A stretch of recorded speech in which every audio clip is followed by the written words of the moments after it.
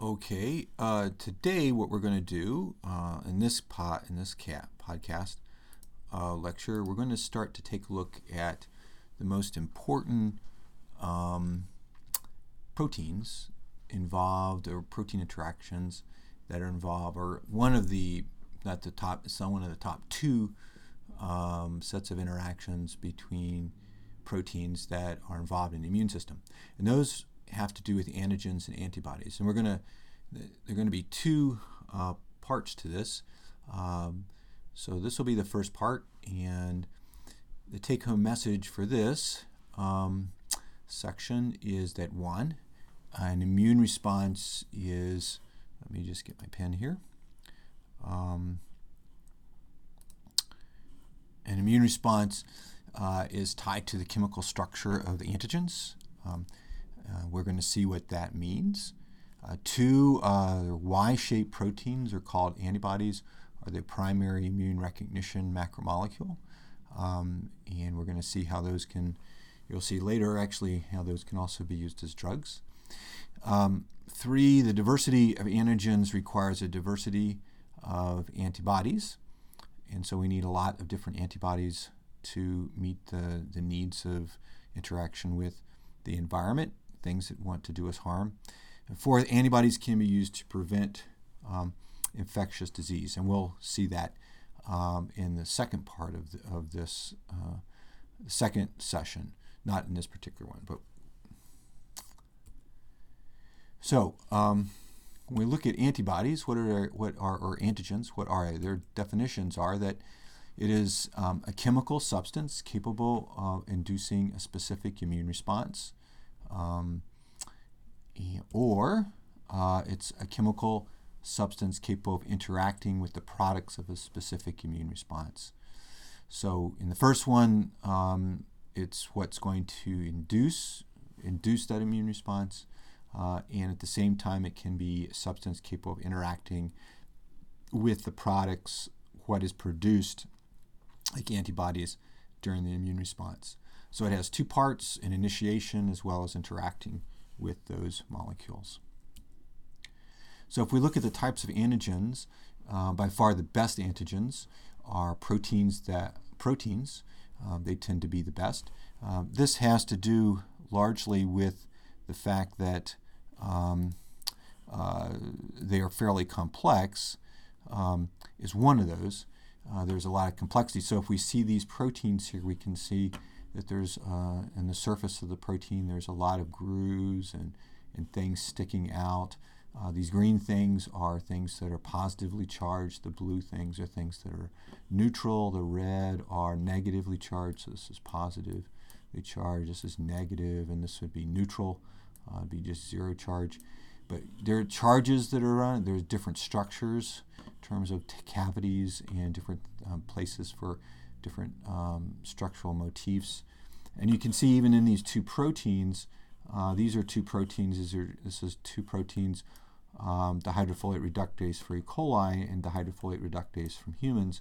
They do the exact same reaction, but you can see on their surfaces there's quite a bit of difference between them. And so between species, you can see different types of, between different species of organisms, you can see different things have evolved, and you see different things, different structures and different things necessarily on their surface. Proteins are also, as we're going to see, there are properties of proteins that make them very important in the ability to generate an immune response, to generate antibodies. And we'll see that later. But by far, proteins are the best. If we look at another part, are sugars or polysaccharides. They also, you see them on the surfaces of cells. There's actually quite a density of them on the surface of cells. And what you see is this pretty complex arrangement of different sugars that you have. But if you notice them, then the set of interactions that one sees, for example, in proteins, if we kind of go back here, there's positive, negative charges, there's 20 different amino acids, there's a lot of structural and functional diversity, chemical functional diversity. For polysaccharides or for sugars, you can see here that you have largely, it's a much less diverse in terms of potential types of interactions. There is hydroxyl groups for hydrogen bonding. There are methylene groups, methylene groups for hydrophobic effects. There's oxygen groups, again, for hydrogen bonding type of interactions. But you don't have nearly the diversity that you have in sugars. In some cases, some sugars are modified with sulfates, or sulfates in particular, which can be potentially charged, or nitrogens, which can also be hydrogen bonding. But these are not as pronounced or as frequent as you see the great diversity in proteins, and so they tend to be not as good antigens for the immune system to recognize, but they're still quite potent. Another type of antigen are nucleic acids. Nucleic acids tend to be pretty poor antigens, and mainly because if we look at the structure of a nucleic acid, here we see bDNA. You can see that the outer surface has phosphate groups. These phosphate groups are negatively charged, and in the interior, hidden away really from significantly hidden away or sequestered from the solvent excess are the bases. For the most part, nucleic acids, this tends to be a pretty boring type of structure. There's some hydrogen bonding and some negative structure. DNA tends to be pretty boring structurally. It forms these pretty regular repeats, duplexes, and so they tend to be relatively poor antigens in terms of because their complexity is not as high. There are cases in which you can get nucleic acids are particularly good antigens, and those if you have single-stranded. So in this case, this is double-stranded DNA. But if we were to rip this apart and make single-stranded DNA, then the bases become available for potentially interacting with the immune system. And so single-stranded DNA has been shown to be a reasonable antigen. Now, one of the more things that are generally not antigens are lipids, and that has to do with the fact that lipids tend to have these long, as you can see here, these long ethylene, methylene group chains, methyl chains. They're lipids, and so these are pretty not very diverse at all. There's very little. They're just hydrophobic interactions that allow them to insert into the membrane. So these kinds of things are not very good antigens at all. It's very hard for the immune system to recognize this, and that's probably good because we wouldn't want to have the immune system recognizing lipids that are common, they're around in the body, used for nutrients and all. At all, we wouldn't want to do that. That would not be good. The one part of lipids that tend to be antigenic are the head groups, and you can see here, this is phosphatidylcholine, and you can see there's some complexity here. This is cardiolipin, and you can see here there's some complexity here. And so these parts are at times, immune system will, under the right conditions, the immune system can be initiated to engage and produce antibodies that will bind to the head groups, the complexity of the head groups. They contain different charges, positive charges and negative charges, and in some cases contain some hydrophobic and hydrogen bonding interactions. So they tend to be, if you're going to get antibodies or immune reaction to lipids, it tends to be the head group. But again, that has to be done under sort of special circumstances to be able to do that. Now, another type of antigen are things referred to as haptens. A hapten is a small molecule. These are small molecules, and if a hapten is a small molecule that is connected to a protein. So a protein, remember, this is the best antigen that you have. If you connect a small molecule, if you conjugate a small molecule to a protein, then that's referred to as a hapten, and you can get an immune response to the small molecule. Now, small molecules themselves are not good antigens, and that's a good thing, or there wouldn't be any pharmacy, because you wouldn't be able to have drugs. You wouldn't be able to use drugs or small molecule drugs because your immune response would recognize them. But if, as we're going to see, if a drug, for example, or a small molecule from something that you might have eaten or something gets coupled to, is conjugated, gets chemically conjugated to a protein, if that occurs, as you can see here through this linkage to this lysine, then what can happen is the immune system can potentially recognize that and initiate an immune response. This is one of the bases, as we'll see, for hypersensitivity reactions in which drugs can initiate an allergic reaction, as well as maybe something that is in food that you might eat that would, if it binds to your proteins.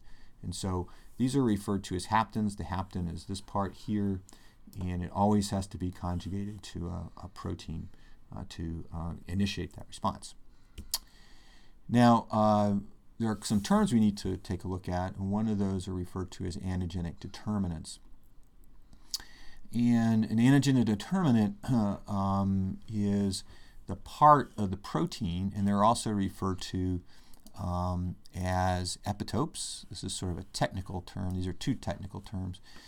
But the antigen determinant, as I have up here written, is essentially the same thing as the epitope. And these are the parts that are going to interact with potentially an antibody that will be recognized by an antibody. So if we have an antigen, for example, this, as we see right here, is a virus, is a crystal structure of a virus. And you can see it's extremely large. There's a lot of complexity to it and all. And that virus is composed, its outer part of the virus, its capsid is composed of capsid proteins that make it up, that self-assemble. And you can see here below this is one of those proteins right here it's been pulled out of this virus capsid, and you've blown up, and you can see it. And these little white things here are the parts that will be recognized by the immune system, by the antibody. So one of the important concepts here is the immune system will recognize parts of an antigen. It doesn't recognize the whole protein. It recognizes the protein by recognizing potential areas.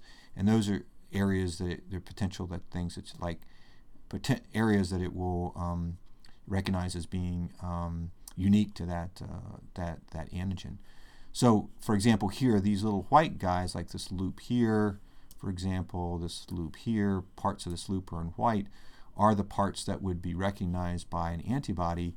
And then if we look at the virus, we can see that there's lots of these white, because this protein, there are many of these, thousands of these proteins comprising this large virus particle, and you can see there's lots of antigenic determinants displayed on the surface of that, and those are referred to as lots of epitopes, epitopes on the protein, on the virus, and the epitopes are here on the protein. Usually there are these epitopes, antigenic determinants, are 4 to 6 amino acids in length, or they can be the size of a mono or disaccharide. Generally, it's about this size. So they're not very big. And again, epitopes are parts of the antigen that bind to antibodies. So that's what an epitope is, and that's what an epitope, which is the same thing as an antigen determinant is, and we can see that here. Now, there's another term we need to look at, and that's called immunogenicity. So an antigen has a property called immunogenicity, and it's defined as the property of a macromolecule based on its interaction with the immune system that will elicit or will not elicit an immune response. So this part, it's that part, so something can have, if it has lots of epitopes, then essentially it will be highly immunogenic. It have high level of immunogenicity. If it has little or no epitopes on it, then it will have very low or non-existent immunogenicity. So that immunogenicity, that property of the antigen, depends on the chemistry of the antigen. What's the chemistry of? And also depends on an antigen, on the mode of administration. So the way that a antigen comes in contact with the immune system is important, because depending on how that antigen is given or comes in contact with it, you can have very low or very high immunogenicity, or you can see the immunogenicity much better because you've potentially activated the immune system. What you really want to pay attention to really is the chemistry of the antigen. So if we look at the chemistry of the antigen, there's several factors that are important. One is the size. The bigger kind of the antigen is, the better. So proteins, virus particles tend to be good, to be good antigens. They tend to have a lot of immunogenicity because of their size. They just have more epitopes available. The degree that they are different from self is important. So if we're looking at an antigen, the more unlike you it is, the better it is. The more foreign it is, that becomes more. That means it should have more immunogenicity. Not entirely always, but that's usually a good marker. 3, solubility is important, because if an antigen can sort of precipitates out in the tissue or becomes insoluble, that can help the immune system recognize it as being foreign. 4th, the complexity, as we talked about with proteins, is really important. The structural complexity helps increase its immunogenicity. 5, its ability to be digested by proteases and becomes important. And this isn't going to be apparent here, but when we talk about how you generate antibodies, it will become much more apparent, and is really one of the reasons also that proteins are important, because they can also be taken up by cells and digested into peptides. And 6, immunodominant groups that help. So there's certain groups, like for example, blood antigens, for example, and other things that are just that the immune system really recognizes as being highly immunogenic, and the immune system can recognize. So some of those are known, and some of those can be classified, and they're referred to as immunodominant groups because of that. These, again, parts, as I said, parts of the immune system recognizes that are highly recognized by immune system, for example, as blood groups. And 7th, accessibility of an antigen to determinants helps a great deal as well. If antigens, as you noticed, if you noticed in that antigen that we saw that the peptides or the loops are on the surface of the protein, and so they can be accessed by the immune system, and so as a consequence, they are they have a they contribute high immunogenicity. Peptides, parts of the protein that are buried within the protein can't be recognized because they're sequestered away, and so they will not have they have less ability to be recognized by antibodies, or they can't be recognized by antibodies because they're not accessible. So we're not going to talk too much about this, but there are ways of boosting the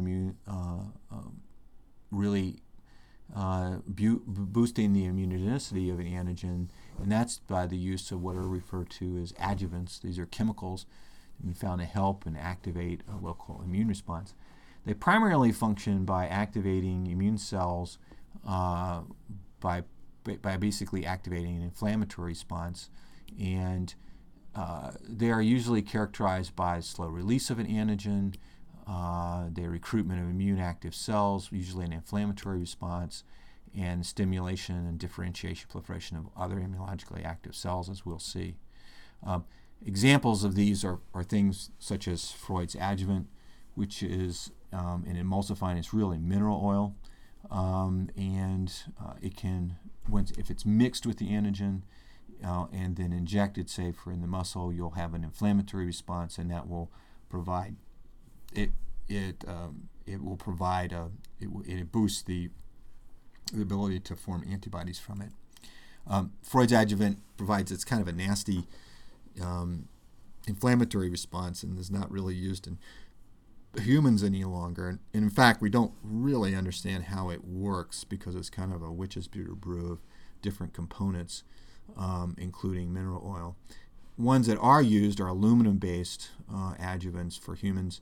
They're called alum or alum hydroxide, which are mixed with the antigen, and those tend to cause a mild precipitation of the antigen and then activation of the immune response. And again, these are found largely empirically, and then there are others as well. So there are ones that these, we're not going to talk too much more about this, but when you're giving a vaccine, for example, the vaccine, the potency of the vaccine to produce an immune response is usually linked to the adjuvant that's added that will boost the ability to do that, and so you usually have to have that as well. So let's start taking a look at antibodies and their structure. So what are antibodies? Antibodies, by definition, are protein molecules which combine specifically with antigens, and antibodies are also referred to as they're members of a superfamily referred to as the immunoglobulin superfamily. And the shorthand for that is Igs or Igs. And so there are actually a lot of different types of there are proteins, other receptor proteins that are in this immunoglobulin superfamily. Antibodies are part of that, and they tend to be called. You'll see antibodies are referred to as Igs. Now, these are part of the protein, again, immunoglobulin superfamily receptor proteins, and these proteins tend to be in receptor proteins because they're pretty stable, and they can be used outside of cells under rather caustic conditions and still retain their activity. So there are 5 classes of antibodies, and you'll see they'll be referred to. They're being referred to as with letters: IgG, IgM, IgA, IgD, and IgE. We'll see why that's the case. But these are the 5 classes that have been identified, and in those classes there are then several subclasses, and those are referred to as with the number. So the class is defined by the letter, so immunoglobulin G, immunoglobulin M, or IgG, or IgM, IgA, and if I was to talk about a subclass, I would talk about IgG1 or IgG2, 3, etc. And they come in different sort of, we might say, varieties. So there's considerable genetic differences between, for example, IgG and IgM. There's less differences between the IgG 1 and 2, but there are amino acid differences that define these and also then define their uses. So let's take a look at the structure, the full structure of an antibody. Antibody structure. Antibodies are heterodimeric. That means that they're composed of two different chains that are combined. So if we look at this side, on this left-hand side, we see one of these blue chains, and then there's another blue chain on the right side. This is referred to as the heavy chain, and the pink chain here is referred to as the light chain, simply because it's smaller, it's lighter weight. And so antibodies are composed of 2 heavy chains, referred to as these two heavy chains, and 2 light chains. Now, if we start looking at the overall structure of these, let's take a look at the heavy chain. The heavy chain Heavy chain is composed of what is referred to as a variable region, and then constant regions. In this case, 1, 2, and 3 for this antibody, constant regions. The constant regions remain pretty much the same across, for example, an IgG1 subclass, and they're referred to as CH1, CH2, and CH3, constant region heavy. That's where the CH comes from. The variable regions up here are what's going to bind to the antibody, and the chain the heavy chain contains 3 variable loops that are involved in binding the antibody, binding the antigen. The heavy chain and light chain are then connected by one or more, usually it's one, disulfide bonds, so this keeps these covalently linked. The 2 heavy chains themselves are usually linked and covalently linked by 1 or 2 or more disulfides as well. So this keeps this protein from falling apart or dissociating. It keeps it, and it makes it quite stable and able to be in a variety of different environments without dissociating. There are disulfide bonds that are actually in each one of these domains that also further stabilize the domains. The light chain has only one constant region, since it's Cl, and it has one variable region called Vl. And it also contains 3 hypervariable loops. And so the antibody on one arm of the antibody, you have 6 hypervariable loops. And on the other arm, because that's exactly identical to it, you have another 6 hypervariable loops. So all told, in one antibody, there are 12 total. There are 12 total hypervariable loops, and on each arm there are 6. So that the antigen is that would bind to this will bind to this region here. There is one other region referred to as the hinge region, which is right here in the heavy chain. And what this allows it to do, there is some flexibility. It allows it to move back and forth a bit, and so it allows it a degree of flexibility to move back and forth when it's binding antigen. Now you notice these two arms are identical, so they can bind, one antibody can bind 2 antigens. So it can bind one antigen here, and then it can bind another one here, a second one here, and identically at the identical spots. And so one antibody can bind 2 antigens, and these are referred to as then bivalent. They can bind 2. They have the valency of 2. The last part of the structure is referred to as the fragment constant region, or FC region, and this part's down here, and this part is involved in binding to potential receptors on other cells, and so this part and different antibodies will bind to have different receptors for these FC regions, and we'll see that in the future, where phagocytic cells have receptors that will bind the FC region, and thus allow them to bind to the antigen. So this is referred to as fragment constant, because this doesn't change for a given subclass in terms of its structure. So if we just take a look at an antibody, if we look at this crystal structure of one I have here, what we see is we can see here in red, here's one of the heavy chains, and then in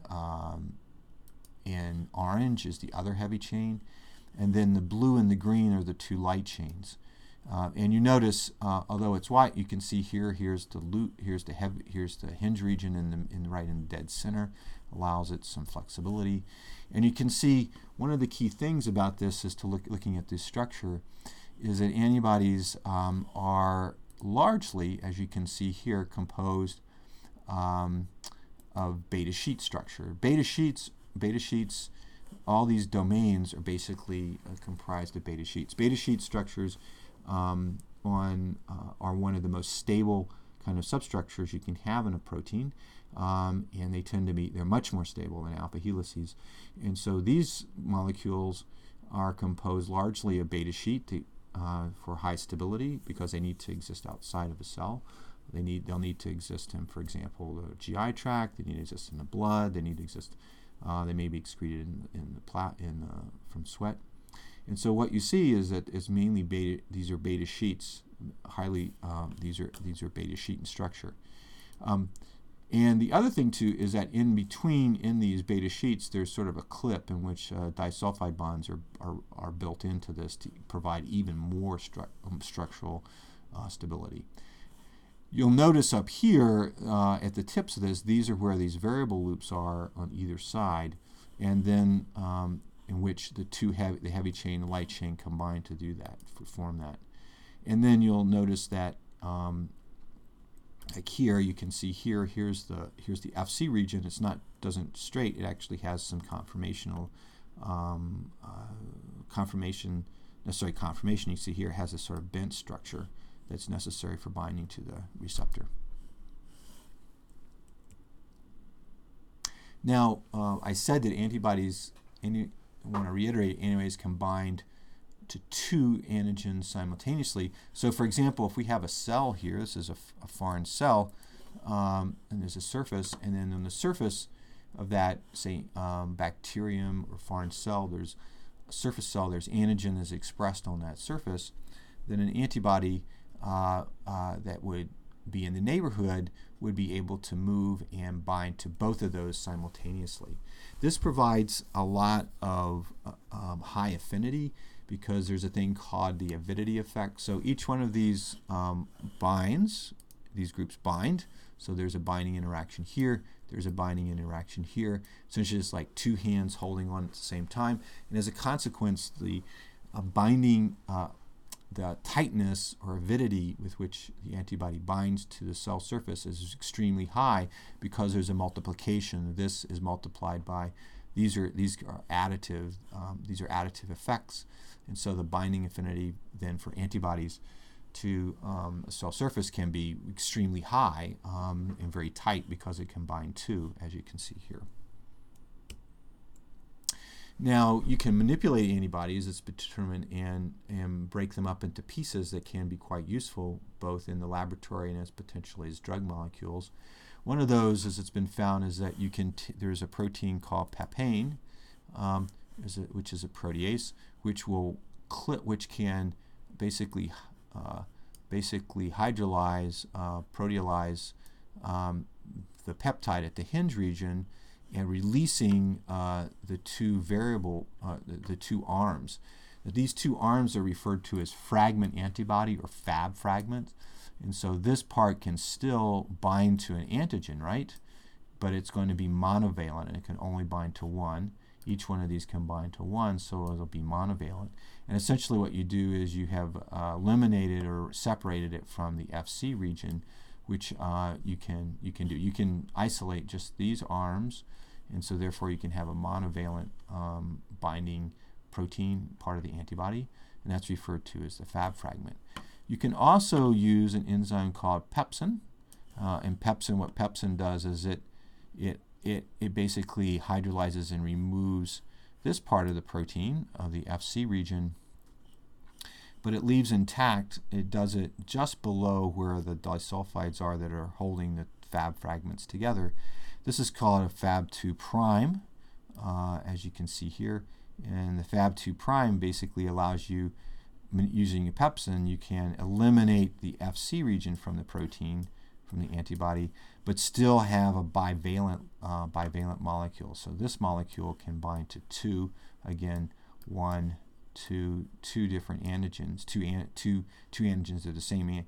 They're the same type of antigen, but it's two molecules at the same time, but doesn't have the ability, may not be able to bind to cell surfaces because of its eliminated for the FC region.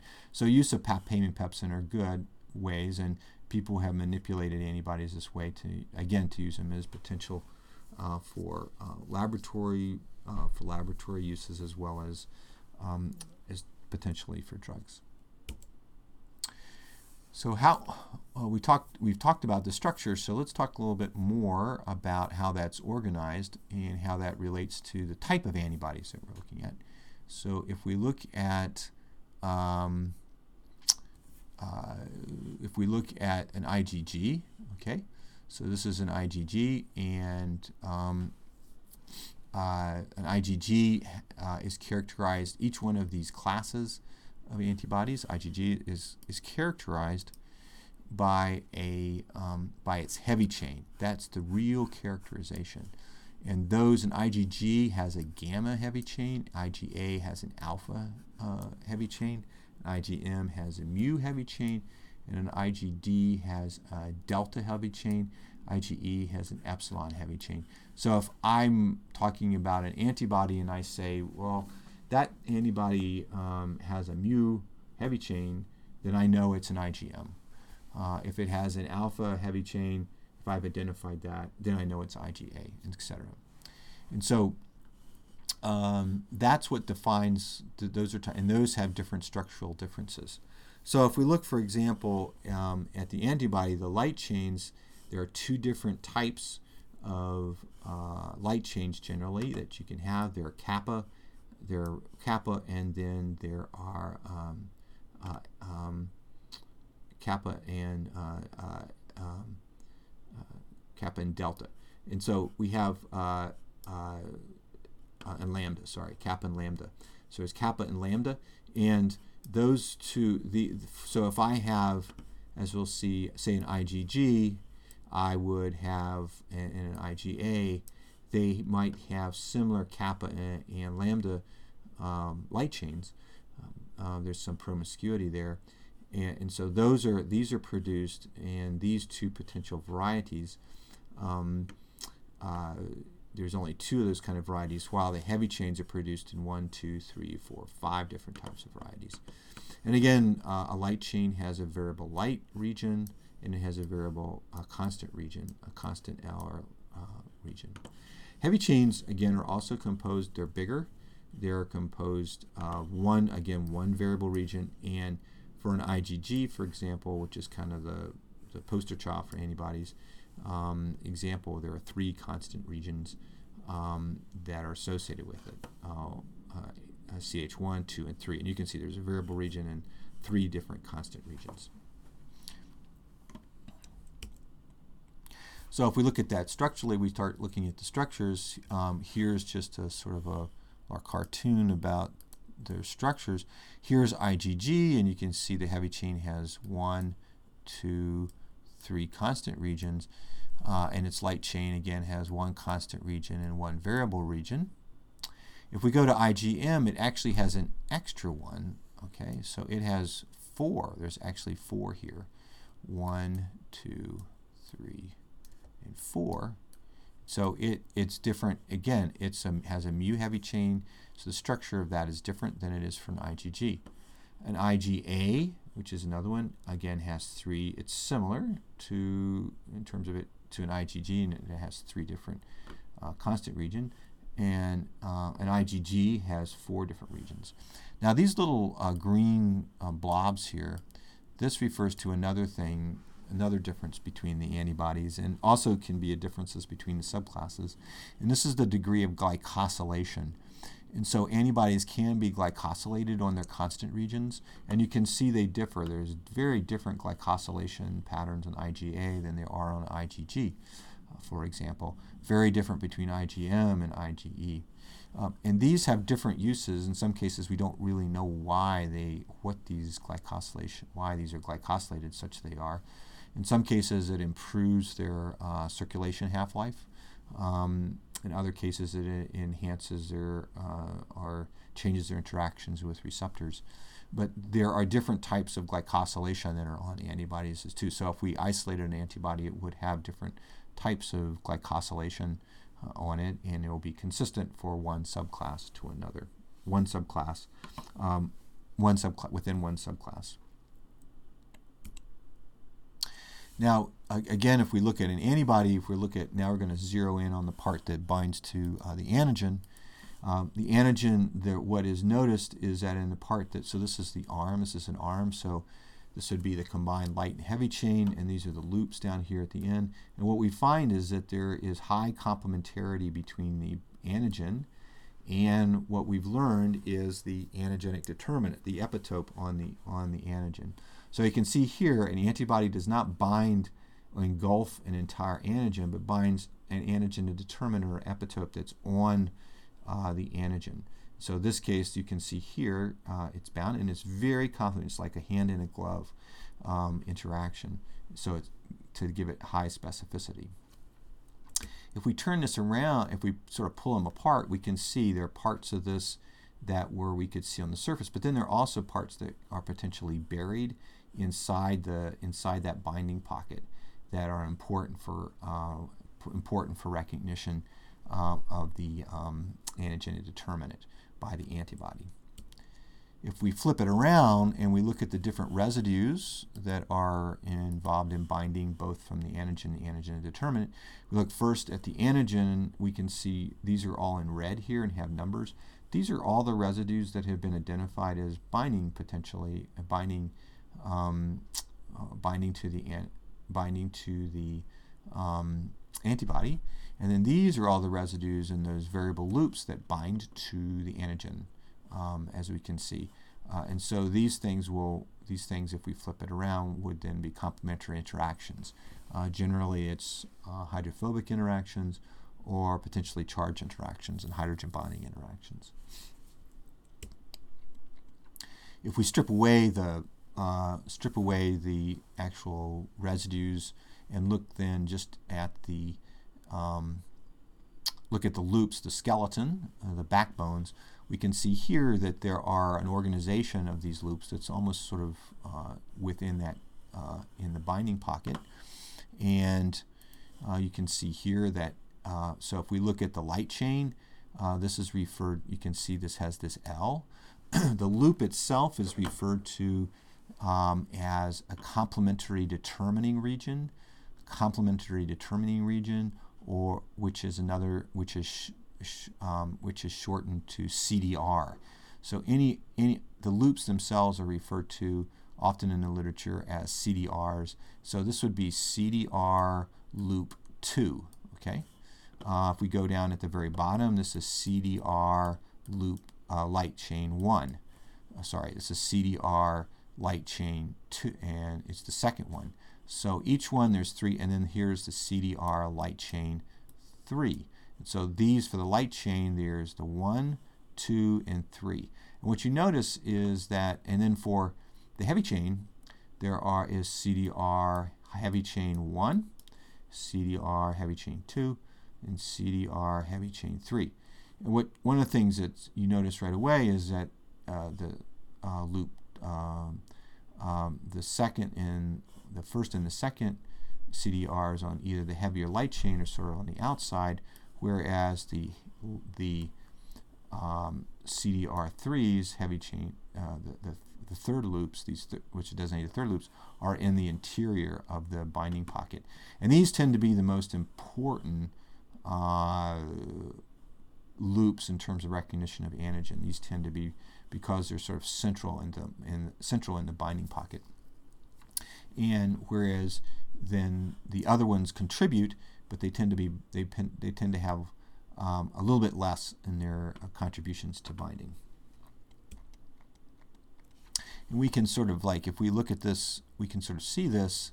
If we look at this movie, we can see that here's the loops. These loops stick out, and you can see the beta sheet structure, and then these loops, and then you can see right here. Here's CDR1. Here's CDR3 light chain, CDR heavy chain 3. These CDRs are right in the middle here, and they have a lot, and you can see they're right there ready to bind, whereas the others are on the outside, as you can see. See that? Okay. If we look at an individual chain, we can see here, if we look at an individual chain, right, if we stop right there, you can see here again, 1, 2, and 3, with 3 being interior, sort of in the cup, interior to the binding pocket. I'll just show that again. You can see there's the, there you can see CDR3, which will, from one side, and then the 1 and 2 on the other side, central.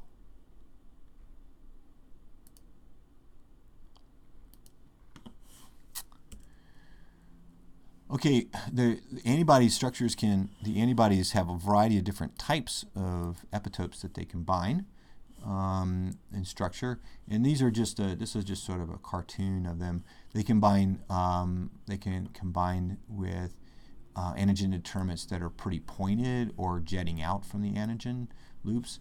They can bind to more extended types of peptides generally, or as you can see here, it extends across this the antibody, or they can be quite concave, or have this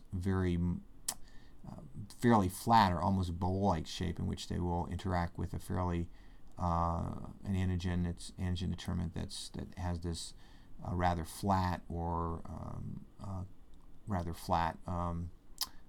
structure. These tend to be maybe not as high in affinity. The ones where you have relatively deep, you can have a deep pocket interaction like this one over here, tend to be on average tend to be of fairly high affinity. But they have to, antibodies have some ability to mold when they're selected to be able to bind antigens that are potentially highly accessible, or ones that are more flat or linear. Now, if we look at an antibody, we sort of saw that a little bit while before. An antibody can bind what are referred to as two different types of epitopes. And if you have a protein, and here's the structure of a protein down here, in which it has a sequence one, that goes all the way along with this curve, along this backbone. Then the antigen, an antibody that binds to an antigen determinant, which you have the amino acids are one right after the other, is referred to as a linear epitope. So if I were to take this piece right here, cut this off of this protein, this piece would still bind to the antibody. Now you can have a discontinuous epitope because the antibody really doesn't care; it just is interested in binding. And so if the epitope in antigen determinant is actually because two segments of the protein have come very close together, forming the antigenic determinant, then the antibody will recognize it. But this is referred to as discontinuous because if I were to cut this, say I cut this protein here, then the antibody would not be able to recognize, it would only be able to recognize half of each one of these, half of the antigen determinant, because this part would be eliminated in this part, and so it wouldn't be able to bind very well at all. And so it needs to have, in this case, you have to have the folded protein in order to have fully folded protein in order to have the antigenic determinant, the epitope, displayed on the surface of the protein. For a linear epitope, you don't have to have that. You can have just a piece of the protein could contain the entire antigenic determinant. And sort of lastly, the structure, we talked about the fact that the Fc region is used to bind to receptors, and for example in B cells there are things referred to as B cell receptors, but on a number of cells there are, particularly phagocytic cells, there are receptors that will bind to the Fc region. And so depending on the cell, and this is going to depend on, they'll be specific for the Fc region of a general protein or an antibody. So you'll have Fc receptors that are for IgGs. You'll have Fc receptors that are for epsilon, IgEs, for example. And so they'll recognize those on the surface of the cell. And this allows then the protein, the antibody, to bind to an antigen while simultaneously binding to a cell at the same time. So we're going to stop there for now, and here are some review questions. and why don't you go ahead and see if you can answer these. I would stop here. The next slide I would stop the tape here. The next slide will have the answers to those, and so for you to review the material. So you want to stop here, and the next slide will have the answers. Okay, we're going to stop here, and we'll come back to this antigen antibodies in the next session. Okay, take care. Bye.